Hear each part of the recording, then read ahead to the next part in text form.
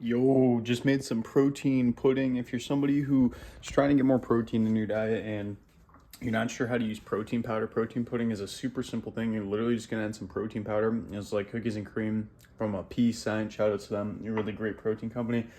All you're gonna do is add a tiny bit of water. Literally just kind of work it into a pudding-like consistency that you like. And then right now I'm eating an apple with it, so I'm just kind of like dunking it in. And then you see there, it's got a little substance. Sometimes I'll mix this into oatmeal. Super good. If you put this in the microwave for like 30 seconds to a minute, you can kind of make it into like a protein cake. And then I have some sugar-free syrup. I actually got some right here. Chocolate, sugar-free syrup. Boom. That's a good option.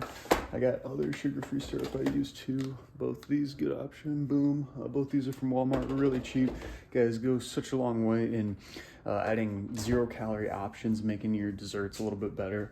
You can add this to fruit. Sometimes I'll even like, I got cookies here, for example. So if I want to have a cookie, but still get a decent amount of protein in, or a little bit of extra protein, I should say at least, I could take that, dunk the cookie on it, you could even actually make two separate, you can make a protein pudding and then you can make a protein cake, make the protein cake, zap it, and then put the protein pudding on top of it. I've done that before. There's a lot of good ways. You can get some sugar-free pudding packets and add that into it to make it extra flavor, a little more voluminous. You can put it in the fridge, like a little colder. Guys, there's so many ways to get creative with protein powder, and protein powder is perfectly safe. It's just a byproduct of whey protein, which comes from dairy. So if you can process dairy, okay. You can process whey protein, no problem at all.